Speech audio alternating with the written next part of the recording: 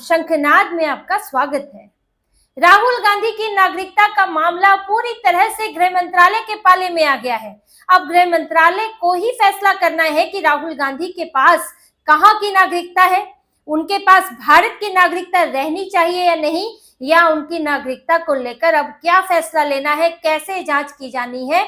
अब ये सारे काम जो है, अब ये पूरी तरह से जो गेंद है वो गृह मंत्रालय के अमित शाह के पाले में आ चुकी है, क्योंकि इलाहाबाद हाईकोर्ट की लखनऊ बेंच ने जो कि इस मामले की सुनवाई कर रही थी, उसने इस पर जो याचिका इस मामले में डाली गई थी उस याचिका को अभी फिलहाल के लिए बंद कर दिया है, निरस्त कर दिया है और गृह मंत्रालय से कहा है कि वो अपनी जांच, अपनी रिपोर्ट पूरी करे और जल्द से जल्द उसका जवाब दे।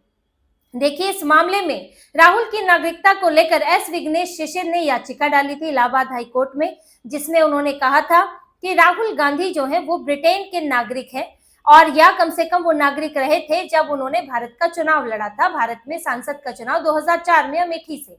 क्योंकि ऐसे दस्तावेज हैं, जैसे कि जो दस्तावेज दिखाए जाते हैं बैकअप्स लिमिटेड कंपनी के, जिसमें राहुल गांधी को इस कंपनी की रिटर्न में जो रिटर्न फाइल करते वक्त राहुल गांधी को डायरेक्टर बताया गया है और ये रिपोर्ट सामने आती है कि राहुल गांधी इस कंपनी में लगभग 80% के मालिक थे। उनका शेयर होल्डिंग जो है वो 80% था, यानी कि मेजॉरिटी शेयर था। और जो इसकी सहायक कंपनी मुंबई में खुली उसमें भी राहुल गांधी जो है वो मेजर शेयर होल्डर थे और उसमें प्रियंका वाड्रा भी थी।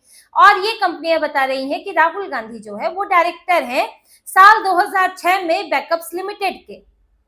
अब इसको लेकर विघ्नेश शिशिर ने ब्रिटेन की सरकार से कुछ ईमेल भी मंगवाई, ईमेल पर जानकारी भी मांगी, जिसमें ये बात स्वीकार भी की गई कि राहुल गांधी जो है ब्रिटेन के नागरिक रहे हैं, लेकिन तारीख नहीं बताई कि कब से कब तक। अब ये दस्तावेज कोर्ट में गए, कोर्ट ने केंद्र सरकार को कहा था कि आप इस पर जवाब दें कि राहुल गांधी जो है वो कहाँ के नागरिक है, नागरिकता का स्टेटस क्या है, क्योंकि नागरिकता का मामला गृह मंत्रालय के तहत आता है।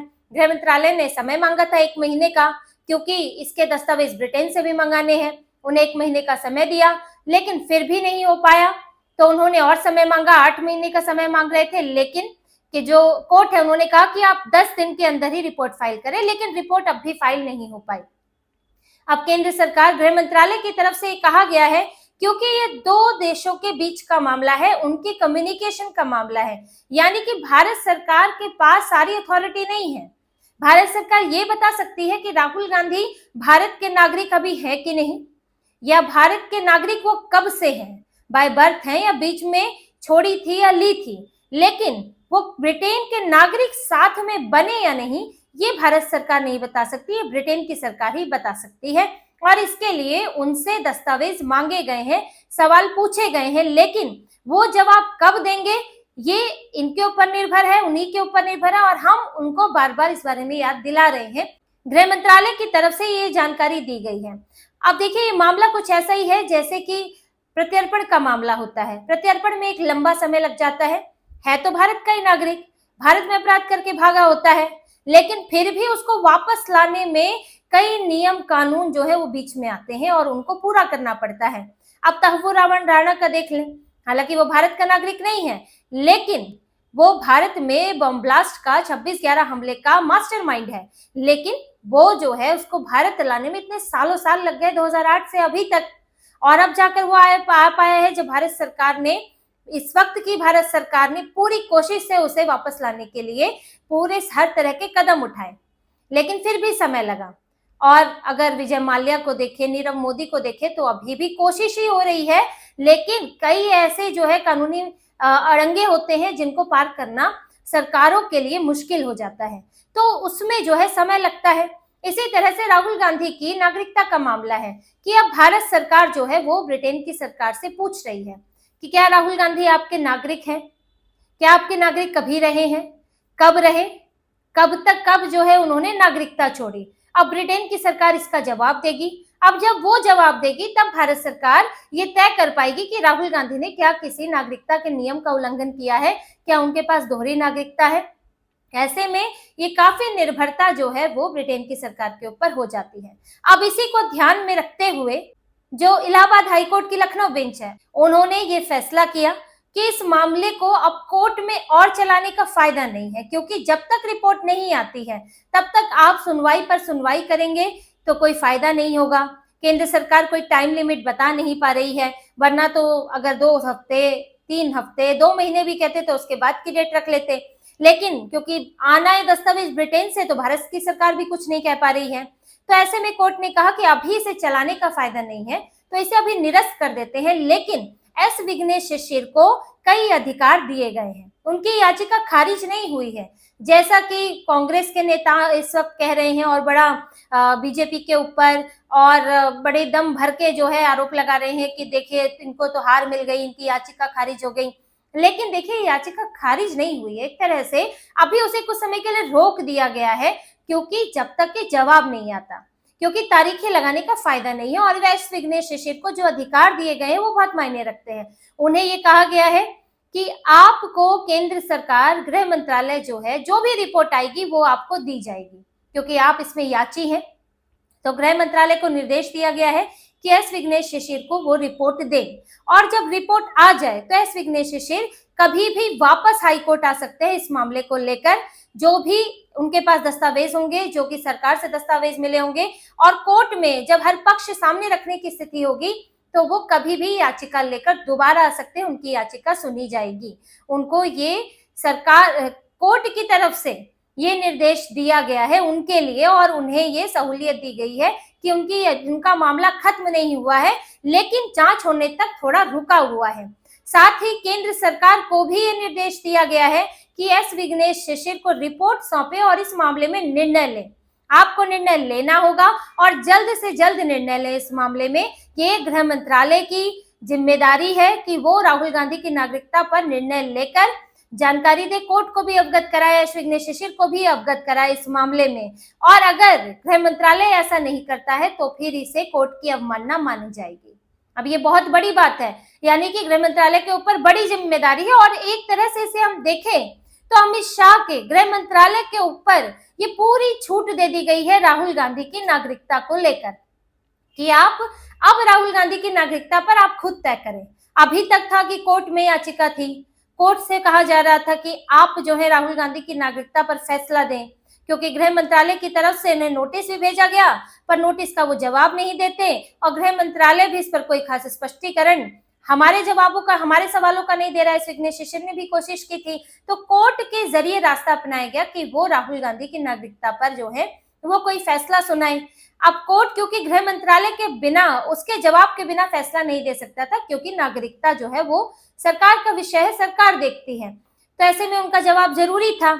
और जब अब केंद्र सरकार, गृह मंत्रालय इस पर दस्तावेज जुटा रहा है, तो अब पूरी तरह से जिम्मेदारी गृह मंत्रालय को, अमित शाह को दे दी गई है कि राहुल गांधी की नागरिकता पर फैसला करें। उसके ऊपर फैसला लेने के बाद जो भी आप उस पर एक्शन लेना चाहेंगे वो गृह मंत्रालय उस पर एक्शन लेगा, और इसके बारे में एस विघ्नेश शिशिर को जानकारी दे। तो कांग्रेस के लिए कोई राहत की बात नहीं है, राहुल गांधी के लिए कोई भी राहत की बात नहीं है। राहुल गांधी के लिए ये एक नई मुश्किल खड़ी हो गई है, क्योंकि अब सारी ताकत जो है वो केंद्र सरकार के पास, गृह मंत्रालय के पास आ चुकी है, और इलाहाबाद हाई कोर्ट का दबाव भी है कि आपको निर्णय लेना ही होगा। अब ऐसा नहीं है कि अब ये मामला जो है छोड़ दिया जाए यहीं पर, अब कोई जांच नहीं हो रही है, ऐसा नहीं होगा। और अगर कुछ समय बीतने के बाद अगर गृह मंत्रालय की तरफ से कोई जवाब नहीं आता है तो दोबारा कोर्ट जाया जा सकता है, फिर कोर्ट दोबारा स्टेटस रिपोर्ट मांग सकता है कि भाई आपने ब्रिटेन के साथ आप जांच कर रहे हैं, तो वो आप कब उस पर रिपोर्ट सौंपेंगे, मामला कहां तक पहुंचा है। तो ये मामले को पूरी तरह से अभी खुला रखा है, और ऐसा नहीं है कि गृह मंत्रालय कुछ नहीं कर रहा है, मामले को टालना चाहता है, ये स्थिति नहीं है ब्रिटेन की, क्योंकि 2 देशों के कम्युनिकेशन की बात है, 2 देशों के बीच का मामला है, ये गृह मंत्रालय की तरफ से बोला गया है, यानी कि यहाँ से पूछा गया है, अब वहां से जवाब का इंतजार किया जा रहा है, और फिर आगे ये मामला इसके बाद आगे बढ़ेगा, तो मुश्किल इनकी बढ़ने वाली है। और देखिए ये तो इलाहाबाद हाईकोर्ट की बात है, अभी तो ये मामला दिल्ली हाईकोर्ट में भी चल रहा है, जिसमें बीजेपी नेता सुब्रमण्यम स्वामी की याचिका है। उन्होंने तो इसमें सीबीआई जांच की मांग की है, और उनका कहना है कि उन्होंने गृह मंत्रालय से इस पर गृह मंत्रालय को लेटर लिखा था और अपनी तरफ से दस्तावेज भी दिए थे। तब गृह मंत्रालय ने राहुल गांधी को इस पर नोटिस भेजा था, उनको जवाब देना था इस पर, लेकिन राहुल गांधी ने कोई जवाब नहीं दिया।